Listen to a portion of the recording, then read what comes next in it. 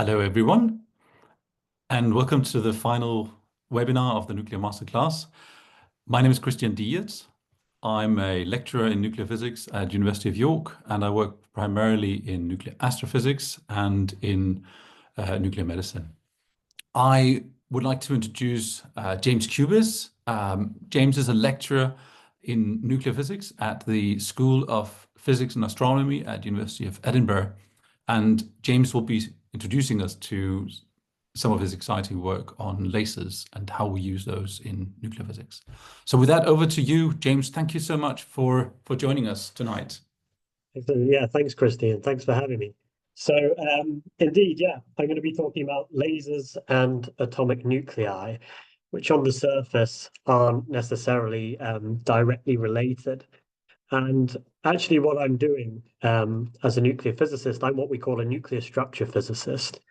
And what I'm trying to do is understand what's going on inside the nucleus, what the protons and neutrons are all doing together, what structures they're forming inside the nucleus. And I do that by looking at tiny, tiny shifts in atomic energy levels, the atomic energy spectra, from which we can extract information on the nucleus itself. And I think it's always quite nice and interesting to remind ourselves of the kind of scales that we're dealing with in our lives. So we have these macroscopic or these day-to-day sizes of samples of chemical elements. I've got bismuth, gold, and mercury here. And they're normally of the order of 10 to the minus 2 meters. So a couple of centimeters in size, you'll have your samples of those. And what we're doing with the lasers in the laboratory is we're probing things at the atomic size, which is already 10 to the minus 10 meters in size. So you have to take your macroscopic sample and divide it by 10, 8 times over to get down to the atomic level. And with that atomic level, I'm actually trying to measure properties, in particular sizes, I'll discuss, and shapes of the nucleus, which are again 10 to the minus 14 to 10 to the minus 15 meters in size. So again, you have to divide your atomic size by 10, another 4 or 5 times over. And I think it's actually remarkable what we can do with this technique. Okay, so a quick overview of the talk.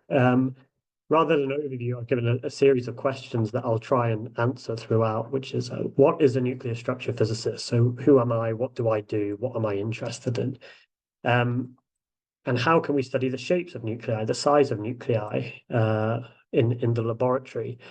And in particular, how do lasers come into this at all? You think lasers are these kind of things that you're usually pointing at something with a beam of light. So how can we study atomic nuclei using these things? And in particular, how do we study these across the nuclear chart? So we've got our chart of nuclides here with the number of protons going on the y-axis and the number of neutrons on the x-axis.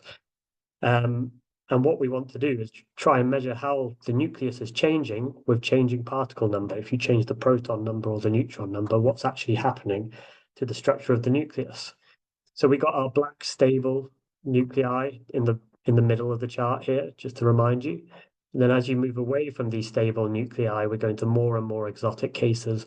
So we're going from things with half-lives of the order of maybe days, months, hours, out to things where they only exist for the order of milliseconds or microseconds. Okay, so why you should care? So sometimes people phrase this as why should you care? A question. I prefer to say why you should care. It's more kind of assertive. And really, we can look at the fundamental forces of nature, we can list them, and there's 4 of them that are known and accepted to exist, which are the strong nuclear force, electromagnetic force, weak nuclear force, and gravitation. And actually 2 of these have the word nuclear in, so already 50% of the fundamental forces of nature are to do with nuclear matter and what's going on inside them. So from a physicist perspective, nuclei are particularly important. Researchers like Christian are interested in the reactions that happen between nuclei that go on inside of stars. For instance, our sun here, or collisions between neutron stars. This is an artist's interpretation of what a neutron star merger looks like. And they're trying to understand where all the chemical elements that make up you and I's computer I'm presenting on here, the table I'm sat on, where they all come from and how they're formed. And again, you have to understand your stellar environment that's these nuclei are being produced in, but you also need to know the nuclear physics, the underlying nuclear physics that allows them to fuse together and how long these nuclei can exist for to go into subsequent reactions. Energy generation is another massively important one. On the left here, we've got the fission reaction, which is currently used for energy generation in standard nuclear reactors. You can see one at the bottom here, glowing blue with Cherenkov radiation. But also, hopefully, in the future, we'll be able to use nuclear fusion, which gives us a cleaner source of energy and much higher energy output. Again, the amount of energy that's created in these kind of reactions that go on inside these fission and fusion reactors, it's all related to the structure of the nuclei that are taking part in these reactions. Nuclear medicine, I'll talk a little bit at the end of this talk about that. So here we've got a picture of a mouse. So the black and white, the gray, you can see the output from a CT scan, and the color is actually the output from a PET image, so a PET scan. So these are gamma rays emitted by the annihilation of positrons following the decay of a radioisotope that's been put inside this mouse. And this is the same mouse at 2 hours, 4 hours, and 8 hours after it's been treated with this radioisotope. And you can see it's got a hotspot here where the tumor is located, but also we can see hotspots as the radioisotope makes it through the metabolism of the rat. We can see it highlights the kidneys, the bladder, and then a few hours later, this completely gone and the radiation is left solely inside the tumor cancer cell. And then less well known, probably nuclear decay in forensics. So this is the mask of a mummy, and it was actually dated using radiocarbon dating, using carbon-14 dating, which is very commonly used in archaeology. But if you want to measure the lifetime or how long something existed, which is much older, for example, ancient rocks, if you want to measure the age of the Earth itself, you need to use radioisotopes which much longer lifetime. So these are half-lives of the order of 10 to the 9 years. So this is 0.7 times 10 to the 9 years, or even 50 times 10 to the 9 years. This person here, this is Philippe Hubert, who's a French physicist who actually used nuclear decay in forensics to work out whether this bottle of wine was real or not, whether it was being sold as a fake by fraudsters or was actually real wine by doing a radioisotope analysis there. So some people spend a ridiculous amount of money on bottles of wine or art or things like this, and you can actually check that the money is worth spending by using nuclear radioisotope analysis on there without having to destroy the bottle of wine or a piece of art. That's quite important. So what about nuclear structure? That's what I do. Why am I interested in it? Well, the aim really is to understand why atomic nuclei behave the way they do. So, like I said, why are the protons and neutrons behaving the way they do inside the nucleus? And really, kind of the headline dream would be, can we make a periodic table of nuclei?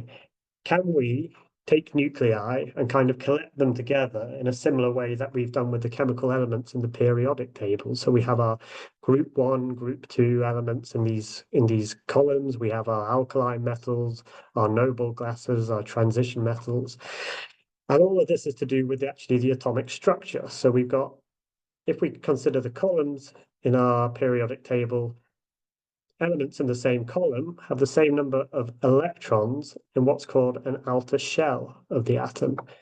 And as you go down, as you go to different rows of elements here, you're actually changing the number of shells in your atom. So you've probably seen this when you were doing chemistry or maybe your advanced physics, atomic physics classes. But you take these shells of electrons and you put a couple of electrons in until it's full. And then you have to start filling the next shell and so on and so forth. So can we do something similar with atomic nuclei? And is there really any justification for that? And the answer is yes, because the origin of this periodic table is this atomic shell structure, which is a direct result of quantum mechanics, actually. So you don't get these shell structures without the existence of quantum mechanics. And actually, nuclei, being protons and neutrons, these tiny particles, they also have to obey quantum mechanics too. So the idea that we might have a shell structure inside atomic nuclei isn't completely far-fetched. So in the atomic shell model, your electrons occupy what we call quantum states or orbitals. And actually, the chemical properties are completely defined by how many electrons you have inside these quantum states that are available to make your chemical reactions. And we can see evidence for things like this shell structure and these quantum structure in these atomic line spectra, that we have these, you take a certain element and we see only specific wavelengths of light are emitted by it as you excite it. And that's to do with moving an electron up and down from one shell to the next. You have to give it exactly the right amount, exactly the right quantum of energy to excite it, and you see light equal to those quanta of energy being emitted. But if you want to do the proper quantum mechanics, which you will eventually do, you'll see that actually things get a lot more tricky. And it's not just these nice little circular orbits. We get these things called hydrogen wave functions, these probability density distributions. So we have these S and P orbitals, and all really at the moment, all they're good for is making really fantastic, pretty, colorful pictures for us to look at. Okay, so what about the nucleus? Well, we can do the same thing, and I put just in here.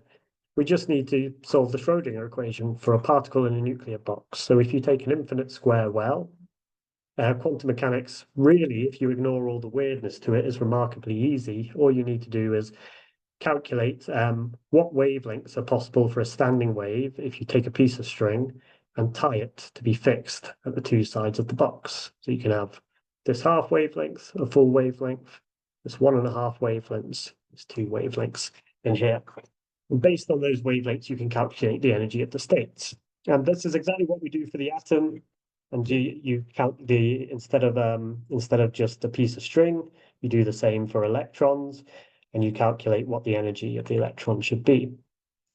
And we can do the same for particles in a nuclear box. So the box looks a little bit different because the shape of the nucleus isn't an exact square well, but we do the same thing.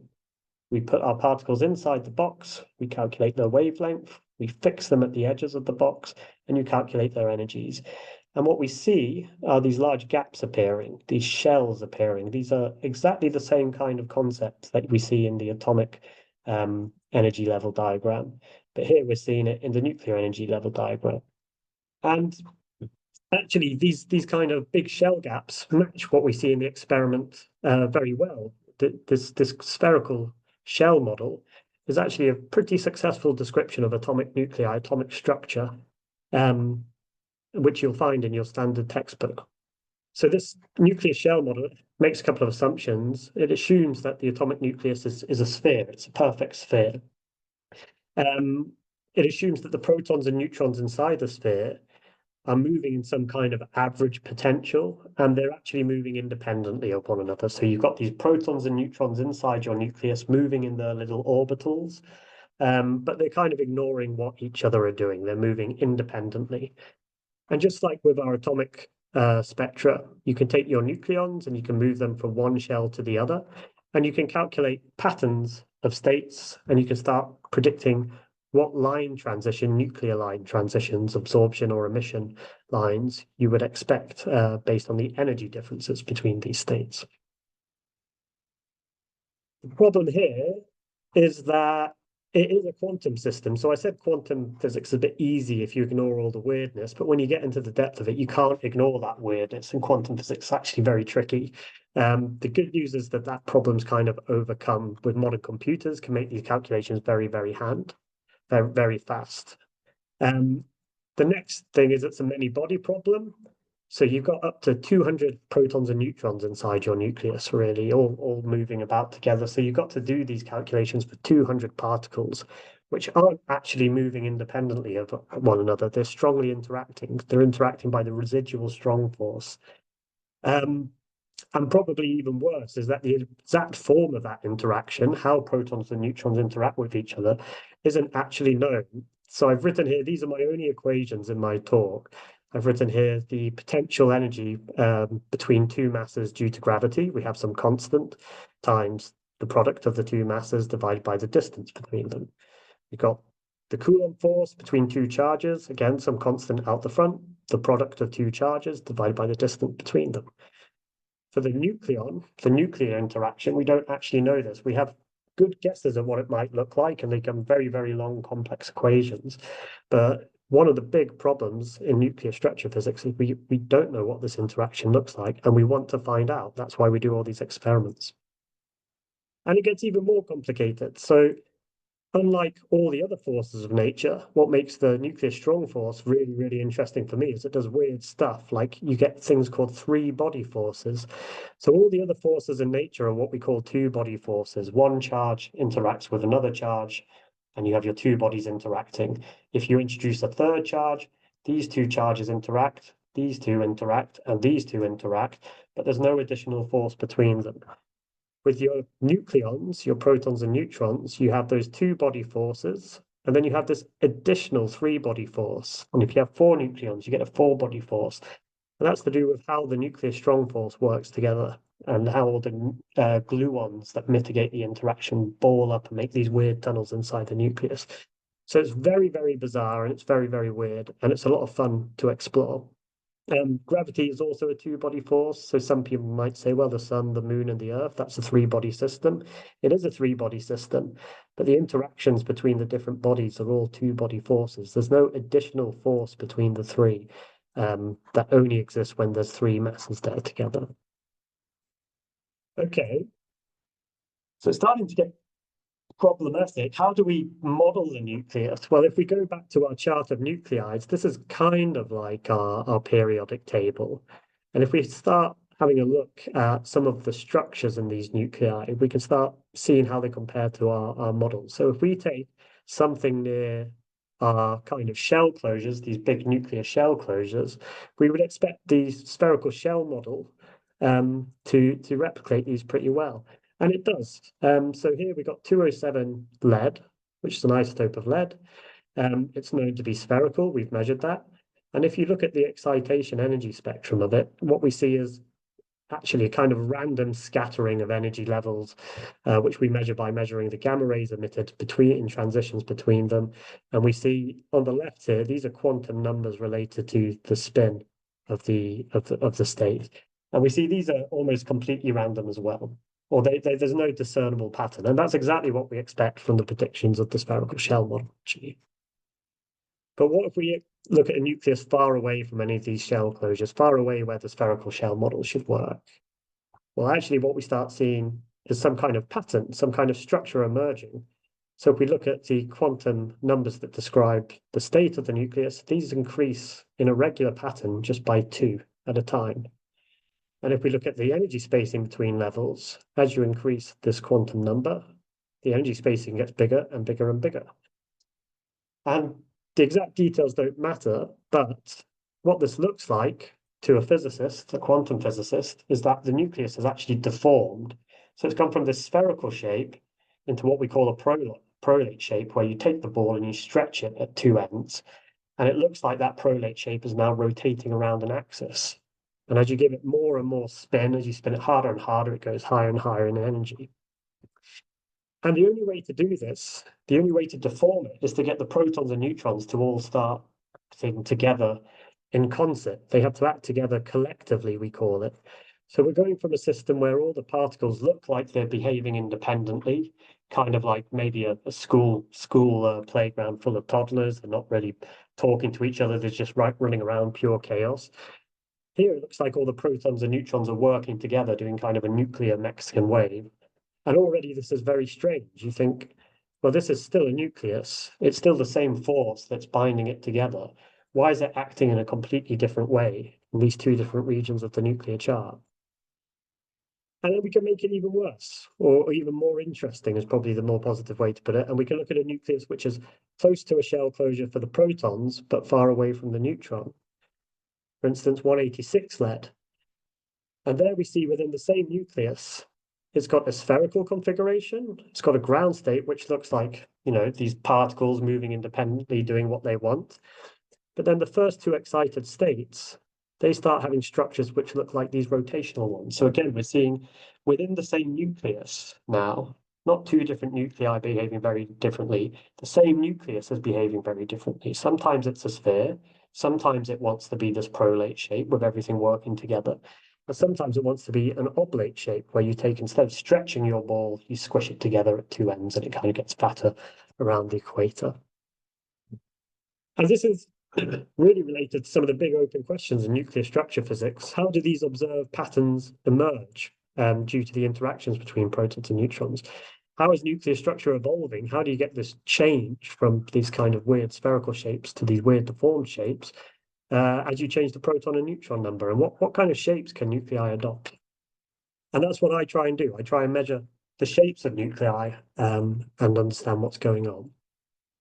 And shapes are really interesting because they're actually a really fundamental and characteristic property of any physical system, any object out there. And they're directly related to the interactions between them. If you think about, planets and stars, they're all spherical because the gravitational force pulls them in a spherically symmetrical fashion. Atoms as well, they're spherical too because the Coulomb interaction is spherically symmetric. So the fact that we're getting these deformed shapes, these weird shapes appearing, tells us something about the nuclear force, and that by measuring these, we can learn what that force might look like. And it's not just these prolate and oblate shapes that you get weird bubble-shaped nuclei. This is 34 silicon, which seems to have a hole in the middle of it when you put it in a particular quantum state. And you get weird shapes like pear-shaped nuclei. And in fact, for some reason, nuclear physicists really like to describe the shape of nuclei in terms of fruit. We have pear shapes, banana shapes, oranges, we have tomatoes, prolate, oblate shapes, and we even have kiwi shapes, which are called triaxial shapes, because you can put three axes within this shape and they're all of different lengths. And again, it's not just nuclear structure physics that find this interesting. These pear-shaped nuclei in particular could hold the key for understanding, discovering new physics beyond the standard model of particle physics. For instance, we think we could be able to measure with very high precision and very high sensitivity new sources of CP or time reversal symmetry violating physics, which is our main theory for why there's more matter than antimatter in the universe. So it's really, really cool and interesting stuff, and it's all to do with just the shape of the nucleus. Okay, so how do you measure the shape of a nucleus? It's this tiny little object inside the heart of an atom. We've already looked at that. How do you go about measuring what its shape is? Well, one of the things we can do is measure the charge, what we call the charge radius, or the charge distribution, how the protons are distributed inside the nucleus. And really, based on experiments, we know that the density of nuclear matter remains more or less constant for almost all nuclei in all quantum states. So any large change in the average charge radius of the nucleus must mean you're taking a spherical nucleus and you're stretching it out, you're increasing its size, its average size. So you must be deforming it or changing its shape. So how can we measure a charge radius? Well, traditionally, this was done with electron scattering experiments, which is very similar concept to Rutherford's scattering experiment. But instead of alpha particles, you use electrons, you fire them at a very thin target, and you measure how many electrons scatter as a function of the angle of the scattering. And you get a pattern that looks like this. And actually, these kind of bumps are exactly like the diffraction patterns you get from single slit diffraction when you shine a laser on a very thin slit. And based on the position of these peaks, you can then work out what the average size of the thing you scattered off was. So we can take high energy electrons, we can fire them at a nuclear target, and we can start measuring what the size, the charge radius of the nucleus is. The problem here is there's only 250 stable isotopes out of a possible 6,000 isotopes that exist. So we need another way to measure the charge radius of all these radioactive isotopes we're interested in, because if we make a thin target out of very radioactive material, the target will just melt. There's also elements which are gaseous or liquid in the normal state, so you can't make a target material out of them. So what we can do instead is measure the atomic spectra. So if we take we got two nuclei here represented by A and A prime. One of them is on average smaller, so it's spherical, and one of them is on average a bit bigger, so it's got a larger radius. And this difference in size changes the shape of the Coulomb potential that binds the electrons to the atomic nucleus. And because of that change in potential, you get a very slight shift in the energy levels of the electrons.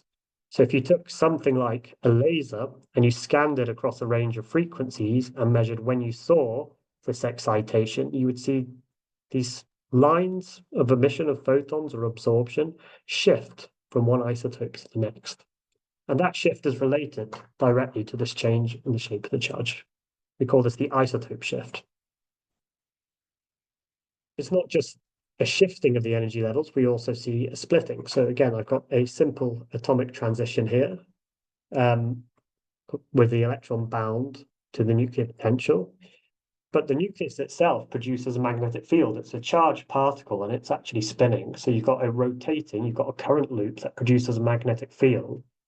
And your electron exists inside that magnetic field. So it feels that interaction and we get a splitting of the atomic energy levels, which again, if we scan our laser across a range of frequencies without the splitting, we might see one transition.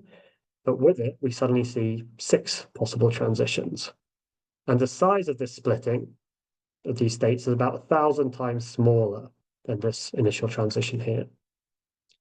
The nucleus is deforming, you're changing the distribution of charge in it, so you're also producing a weird electric field.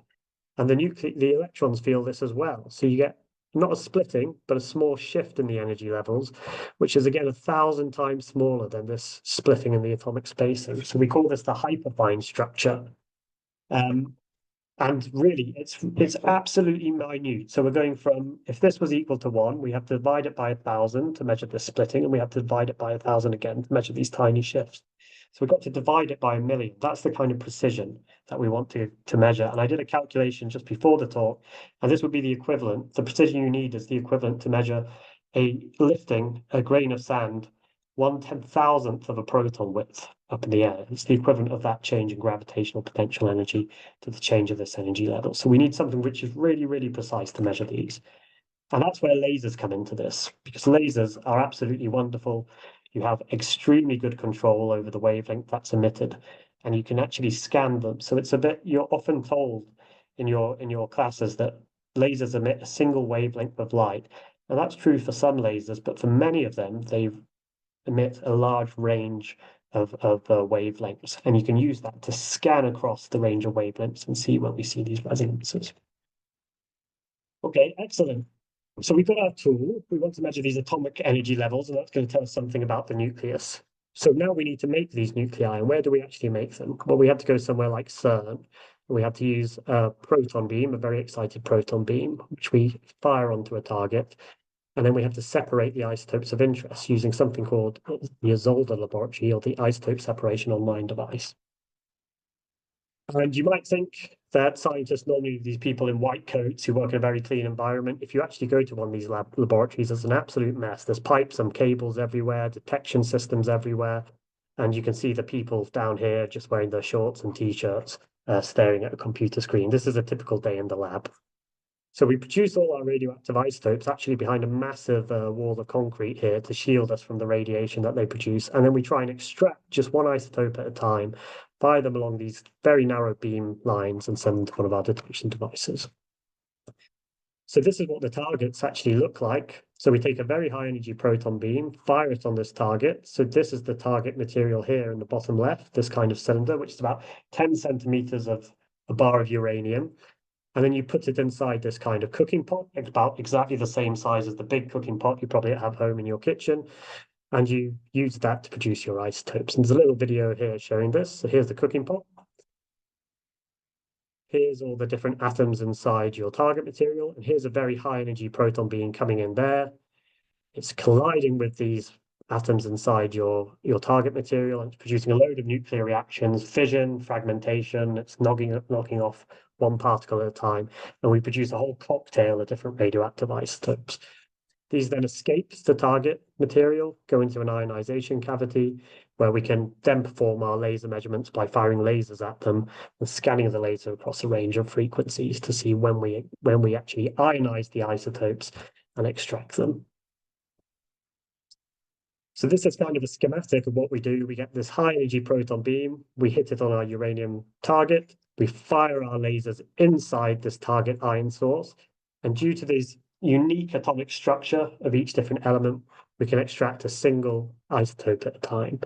You take the isotope out, you can pass it through this as a dipole magnet, and that just works as a mass separator. So if you get more than one mass of a particular isotope, you now purify it to a single mass, and then we can send it to a measurement device, and we can measure the number of ions as a function of the laser frequency. And this is the kind of thing our data looks like. So just like those kind of simulations I showed you before, we get these lovely peaks on a screen, which is absolutely fantastic for a PhD student because it's very nice, simple data. And then you just have to calculate what the centroids of these peaks are. And from that, we can extract information on the nucleus shape. So here's some of the results. These are the charge radii, the rate of change of the charge radii as a function of the particle number. And we see some really dramatic changes here. So these are gold isotopes. So we're starting from stable gold all the way up here, removing one neutron at a time. And we see as we remove a neutron, the nucleus kind of gets a bit smaller and smaller and smaller, as you'd expect as you're taking particles out of it. And then suddenly it jumps, it increases massively in size. So we're getting this signature that the nucleus shape has changed very rapidly. Got the same for the mercury isotopes. Again, this kind of getting smaller, smaller, smaller. And then suddenly we get to a point where we remove one neutron and it gets really big again, about 15 size of a particle with 15 more nucleons inside it. Take one neutron out, bang, it becomes spherical again. Take another neutron out, it gets big again, small, big, small. And then it kind of stays small as you get to the very, very exotic cases near the drip lines. And we got the same for the bismuth isotopes here. So we're seeing these really, really dramatic, weird effects where you're just taking one neutron out or adding one neutron, and you get a really different, rapid, dramatic change in the shape of the nucleus. You're going from this independent particle model where the protons and neutrons are doing what they want, ignoring each other. You take one neutron out of 200 out of the system, and now the particles all want to work together collectively to produce this nuclear deformation. This is a really, really striking and really, really dramatic example of these shape changes. It's also almost a quantum phase transition, the behavior of the nucleus. And you can work with theorists who try and explain all this, and they've got all these funny names for their theories, like nuclear density functional theory, Monte Carlo shell models, global Hartree-Fock-Bogoliubov. You'd like to call things very complex names. But the bottom line is, none of these theories would actually predict these weird, dramatic shape changes if they didn't have the experimental data to kind of test them and guide them where to go. So the bottom line is, even though we have these wonderful models which can do all these fancy calculations, we're still a very long way off from understanding why atomic nuclei behave the way they do. And that's kind of shocking because we use it in everyday life. We use nuclear physics in everyday life to generate nuclear power, to use it in our hospitals for nuclear medicine and things like this. So what about the future for laser spectroscopy? Well, this is the chart of nuclides. The grey are all the isotopes in existence. The red are the ones that have been studied with laser spectroscopy. And as you can see, there's a huge amount of work still to do. We've got to plug these gaps. We've got to keep measuring these data to try and test our theories and guide them and try and develop our understanding of why protons and neutrons behave the way they do. To do that, we have to work inside the lab. We have to work on our targets and ion sources. We also have to work on our detection system. So this is a detection system I work on, which recently went from just 4 detectors up to 12, and we'll go to 16 later this year. So we're constantly trying to improve our equipment in the lab, and it's a huge amount of work for the scientists to work on. Okay, so that's the lasers themselves. What about decays? We're using these nuclei, these radioactive isotopes. Can we learn anything from the decays? And the answer is yeah. And can lasers help us here? And again, the answer is yes. We can set our lasers to specific resonance transitions from our ionization scheme. And actually what we produce is 2 completely different states within the same nucleus. One of them is deformed and the other one is spherical. And if we look at the gamma rays that are emitted following the decay of these isotopes, the blue is the ground state of the isotope, the red is an excited state along with the excited state of the isotope. We can start seeing that the difference of the decays means there's a difference in the structures. And then we can relate that to the states in the nucleus that it decays into and start studying the excited states in there. And these excited states only live for the order of femtoseconds, nanoseconds, picoseconds. So we can do a lot of very interesting physics there. We can measure masses to the order of precision of 1 in a million precision. If you think about how much you weigh, can you measure yourself to an uncertainty precision of 1 in a million? It's just no. It's amazing what we can actually do in the labs. And we can measure the radius of excited states that are around shorter amount of time than the atoms actually exist, all by measuring the nuclear decays. Maybe something that's a bit more interesting and useful is that we can actually do precision decay measurements that can be used in real life and medical applications. For instance, here we've got a patient who's suffering from cancer, who's been treated with a radioactive isotope 177 lutetium. And you can see a few months later, so we're going from June, July here to September, actually things have got worse. There's been more tumors have developed. However, if we put a different radioactive isotope, 225 actinium, into the patient, a few months after that, this is September, this is February the next year, almost all the cancers have gone. You go to April that same year, and it's really nothing left at all. So nuclear medicine is a really interesting area. So can lasers help us here? Can we use the nuclear decays and lasers to help us here? And the answer is yes. If you want to actually have useful nuclear medicine, you need really accurate and precise decay schemes to put in your potential, because you want to know the dose you're delivering to the patient or planning to deliver to the patient is the actual dose that you're trying to deliver. You don't want to give them more radiation or less radiation than desired. You also want to monitor that you're producing enough of the radioactive isotope in your laboratory that it's actually going to be useful for the doctors in the hospital and the patient to receive. And also you want to make sure that you're producing the right amount so that you can transport it safely and that none of it goes missing if you're driving it from a laboratory to a hospital, for example. And actually what we find is that that's not always the case. This 225 actinium, which is a really, really promising case, it turns out that the decay data isn't actually precisely known. So in the past, when labs have tried to measure the activity of the sample they produce, they try and measure it in multiple different ways. They can count the number of alpha particles that are emitted, the number of gamma rays emitted, or they can do something very strange with angular distributions of gamma rays. And what they find is the calculated activity differs by up to 5 margins of uncertainty. And that's a real problem, because if you're 5 margins of uncertainty out, you don't know where has that radiation gone? Has it gone into your patient? Is it lost somewhere in your hospital? Has it been lost in the truck? And that's a real issue. And because the decay data is wrong, it means you don't know the ratio of the particles you're emitting. And because the different radiation particles, alpha particles, beta particles, gamma particles, have different ranges of matter, it means you're delivering a different dose to the patient. So not only are you unsure about your dose because you don't know how much activity you're putting inside the patient, but you also don't know how much dose you're having because you don't know what types of radiation are interacting with the cells inside the human body. So with that in mind, we very recently, just last December, did an experiment at the Decay Station in CERN. And I thought rather than go into the details of the experiment, it would be nice to show you what it actually looks like setting up an experiment here. So you've got my PhD student, Josh, working on setting up a beamline, a pipe here. There's a remarkable amount of plumbing involved in nuclear physics. You think, oh, everything's super high tech, but a lot of the time you spend trying to get a pipe to sit with kind of 1 or 2 millimeter precision in the right place. There's lots of cabling that's going on inside a small box. So all these cables and wires, they're inside of something about the size of a shoebox. There's a human smile in the background there for scale.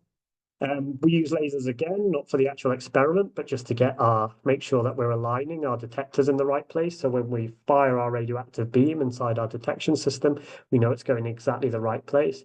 And then once you've got all this together, which normally takes 1 or 2 weeks to set up, you can close the system and move all your detectors really, really close and perform your measurement. And of course, none of this is possible without a really fun and active team, really, really, really enthusiastic people. So we've got Stella here on the left, who's the person who proposed performing this experiment and solving this problem with the unknown nuclear data for these radioisotopes. We've got Jack and Josh. Josh is my PhD student. Jack, actually, I taught Jack when he was an undergrad student at York. And he's a PhD student in Belgium. We've got Jana, who's in the same institution as Jack in Belgium, and she's a master's student, and she's leading the analysis of the data. And we have a big team of other people from all over the world. So we've got people from Belgium, the UK, Iran, Saudi Arabia, Romania, all working together to try and solve this problem. And what does the data look like? Well, we've only just finished in collecting it. The really useful thing here that made this experiment unique was that we used the lasers to make uniquely pure beams of 225 actinium. Normally, when you make these samples of these radioactive isotopes, it's not a very selective production mechanism. You're just bashing things together and then trying to pull out the stuff you want. With lasers, you can make sure you only ionize the thing you're interested in. And for this experiment, we measured all the different types of radiation all at the same time. So we have a fully consistent data set to analyze here. We actually implanted for 6 hours, which is remarkably short for a nuclear physics experiment. Normally, you implant radiation of the order of a week, but we actually measured the decay for 2 months. So this is a really, really long time. So the whole experiment, the measurement took a really, really long time, even though this implantation only took a matter of hours. And we collected a huge amount of data. So a normal experiment at the decay station produces something like 10, 20 gigabytes of data. We produced almost 2 terabytes of data here, and we got an absolutely ridiculous amount of statistics. So this is the alpha spectrum, and we've got, what's this, 10 to the 9. So we got 5 billion alpha particles detected in this 2 months. And then we've got 10 billion, well, 13 billion gamma rays detected as well. So there's a huge amount of data for Yana to try and work through, and we're actually having problems with how you can actually process and sort the data on a simple computer. It's such a large data set. But the great thing is there's no contamination. This is a perfectly pure sample of 225 actinium, so we'll be able to get really, really nice, precise data on that. And that's only made possible with the laser system. So really looking forward to what's coming out of this. Okay, so I'm a minute over, so I'll go to my summary and outlook slide. So lasers have been a really, really powerful tool in nuclear physics. Even though they're actually acting at the atomic level, we can learn a huge amount of nuclear physics using lasers. They're used to produce about 50 to 75% of the beams that we study at our nuclear laboratories, like CERN's ISOLDE facility. And that's because they produce these uniquely pure samples of radioactivity, so we can make really high precision studies. But we can also make precision measurements of the atomic nuclei themselves. We can measure how the shape's changing and what the quantum state's doing. And in the immediate future, there's lots of work to do. They've got all these kind of grey gaps in this chart of nuclei to fill, and all of this to try and understand why you're getting these weird quantum states existing in these nuclei, like 66 nickel. And for me, one of the really beautiful things about this is looking at atomic and nuclear physics is actually how similar nature is at different scales. So I've been talking about atomic energy levels, probing these, but we've also been talking about nuclear energy levels and these kind of shell gaps. And actually, you can go another step further. You can look inside the nucleon, so inside the proton and neutron, and you get the same thing appearing, these kind of quantum states and shell gaps when you excite a quark inside your proton and neutron. So we start seeing the same structure at all these different scales. So 10 to the minus 10 meters, 10 to the minus 14, 10 to the minus 15, and even smaller. And I think that's a really, really, really interesting aspect of nuclear physics. How about into the far future? Well, I put far in quotation marks because it might be 10 years away, it might be 100 years away. But I think a really interesting direction of work is nuclear lasers. With nuclear lasers, instead of measuring the atomic energy levels, you'll actually be able to excite protons and neutrons directly inside the nucleus. So you'll have lasers of gamma ray beams. And as soon as you've got these, you can start doing things like making your designer isotope. So moving the neutrons and protons around in the configuration you like, which might be useful for scientific study, for production of nuclear fuel or nuclear medicine. And you'll be able to do things like make a nuclear clock, which is going to be 10 to 100 times more precise than the atomic clocks that we use, which help us, our GPS systems work. So we'll be going from a precision of your current GPS, probably has a precision of about a meter, to precisions of millimeters to centimeters. So instead of a human having to land a plane, all of a sudden you'll be able to do it with a very high precision GPS clock. I think this will unlock a huge amount of new physics opportunities as well and give us a new revolution in precision physics studies. So with that, I'll thank you for listening, and I'd like to thank my collaborators at the ISOLDE Decay Station. Almost all of them are smiling, which is very useful for this picture. And I also like to thank the funders at the European funding and the UK funding systems. They gave us money to do all this really, really fun work. Thank you very much. Well, thank you, James, it's fantastic to hear. Thanks for sharing all of that with us. We've got quite a lot of questions come in, but if you have questions out there, do keep them going. I will engage with James to try and see if we can answer as many of them as we possibly can. So. The first question I wanted to check in with you about was, so when you record and study the shapes in relation to these sort of charged radii, what are the actual variables, the observables that you study, that you measure?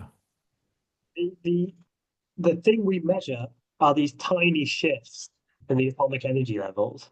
So these these these shifts are unbelievably small. So, like I said, I tried to calculate something in a real world level, which you could compare it to, and I had to check my calculation like 3 or 4 times to make sure it was correct. I was surprised by the result because you're looking at these tiny, tiny energy differences, which would be the same as changing the gravitational potential energy if you took a grain of sand and moved it 1/10,000th of a proton width in height off the surface of Earth. So that's the thing you're actually measuring.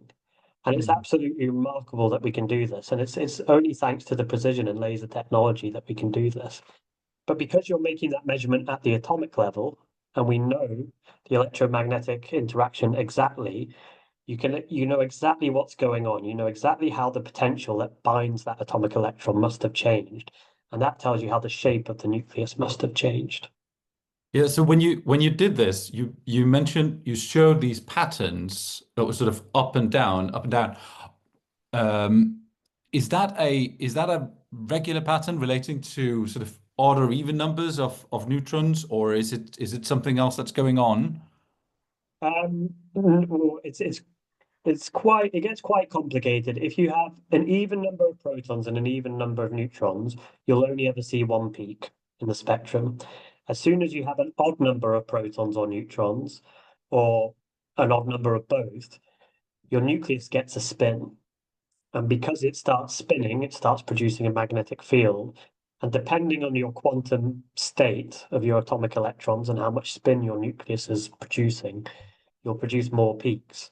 So it's very dependent on the specific case you're looking at. Sometimes you'll see one peak, sometimes you might see 15, sometimes you might only see three. All that information tells you something. But it gets quite complicated quite quickly, so I try to avoid that and just talk about these shifts, these small shifts in the Okay. structures. Okay, that's good. So in this area, what sort of future developments would you say are needed for the next stages of your research?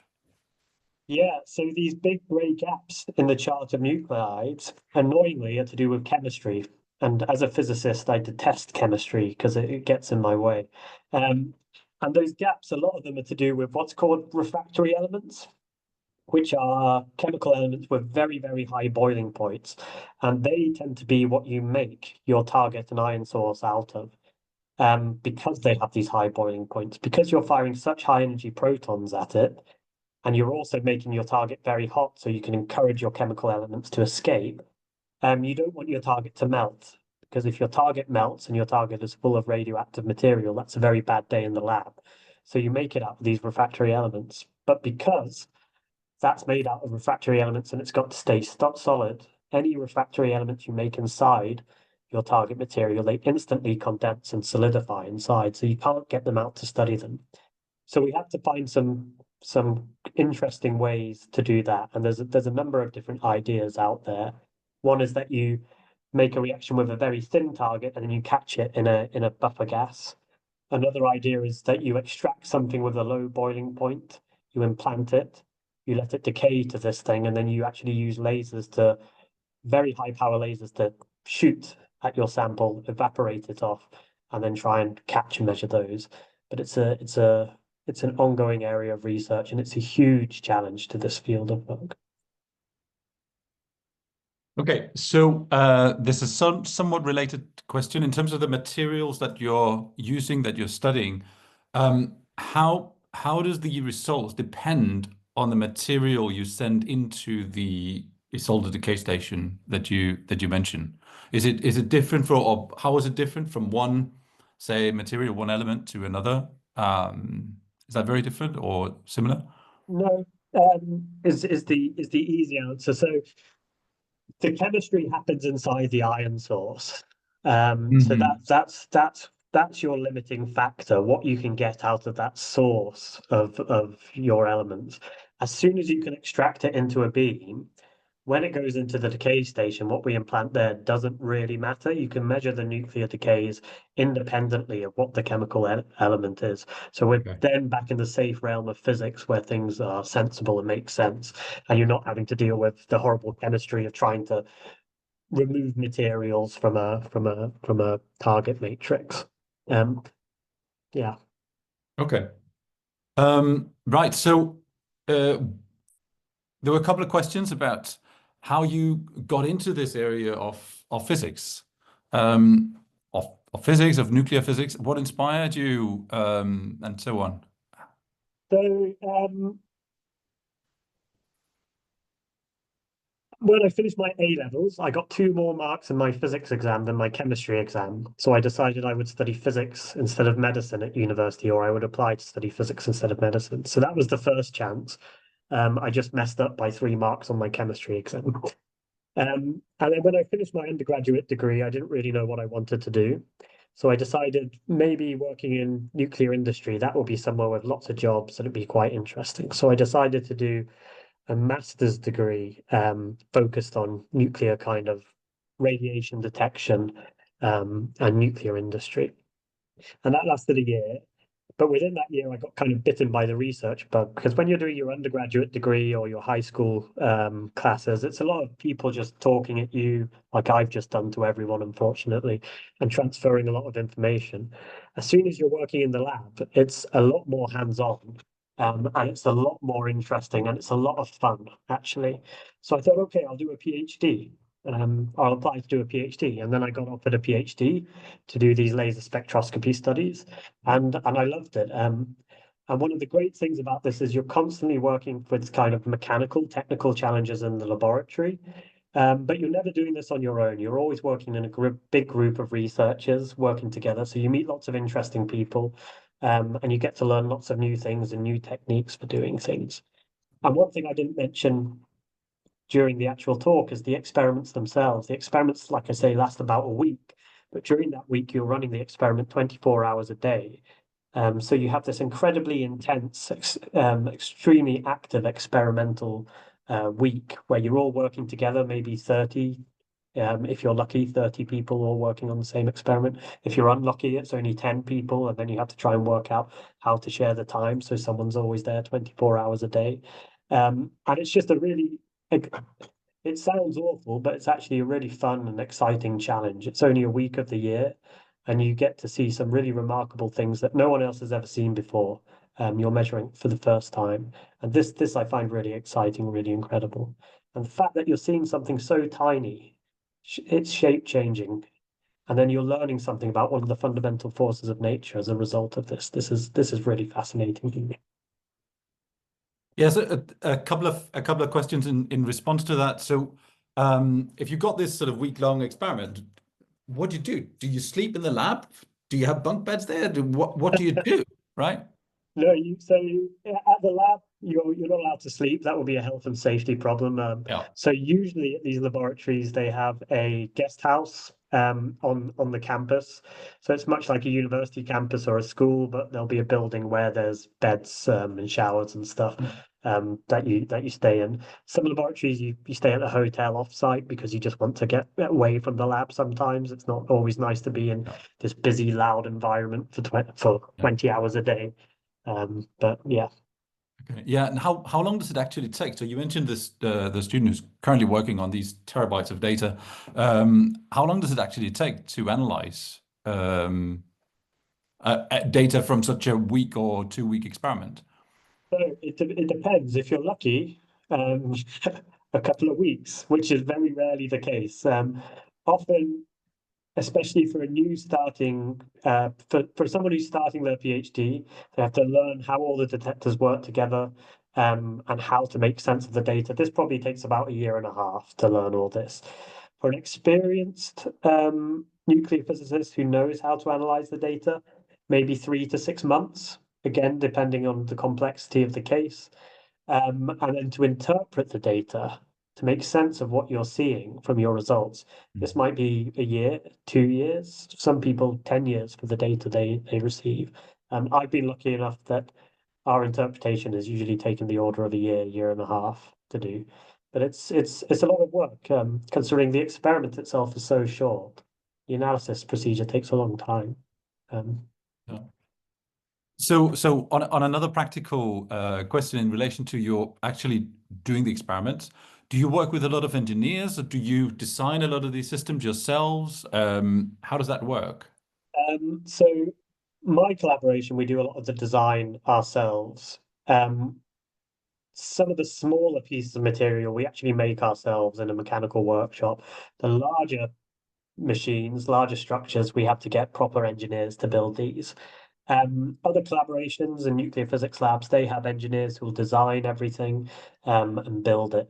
But for us, we do a lot of that design work ourselves. Um, the detectors, they're normally commercially bought. So I didn't go into the details of some of those detectors, but they're very, very high tech, very, very expensive pieces of equipment. So some of the detectors for the gamma rays cost of the order of €250,000 per detector. So you normally, if something goes wrong with those, you ask a specialist come in and fix that. You don't try and fix it yourself. Yeah. Okay. Just time for a couple of further questions, and if there's some that are coming in, that's great as well. So the question's about the sort of extensive nature of these experimental equipment and so on, but on a different scale. Do you ever use sort of like is this ever done with biological samples as well? Do you do it, or do some of your collaborators do it in one way or another? So we don't directly do that. So it's with these kind of things, especially medical procedures, you've got to work with people who know what they're doing. And I'm a Mm. physicist. I mean, I already stated that chemistry is complex and scary for me. Nice, simple physics is nice. Biology is next level. And you've got human lives depending on this. So what we do is we produce these samples of radioactive isotopes. We might actually make the molecules that are needed for the biological application, but then that sample is given to a medical specialist who then either puts it inside their own biological sample to do the clinical trials, or a medical professional to do the actual administration of the medicine. Um, so we're a research lab, we're not a production laboratory, so we can only make small quantities at the moment, but we do a couple of samples that we send to the hospital in Geneva a few times a year. But really what we're Yeah. trying to do is work out which are the best cases for the medics to use, Mm. and what's the most efficient way to make them in large quantities with very, very high purity. Okay. Well, we're running out of time, but thank you so much to everyone for questions for James. It's been inspiring to hear your work, and much of that has been inspired by the questions we've received from the audience. So thanks for that. And thanks to you, obviously, for sharing all of your excitement and research today. This is the final webinar of the 2025 Nuclear Masterclasses, and we hope that you've enjoyed these. We hope you've enjoyed tonight, but also the other webinars, of course, as well. The recording will be available, as usual, on the Nuclear Masterclass website next week, and a link will also be emailed to the ticket holders for tonight. For those of you who are completing the masterclass, look out for further information from us about giving feedback, about receiving your certificates when you see your emails on Monday. So thanks to all of you. Thank you, James, and thanks to the audience as well. And I hope you have a very good night. Thank you.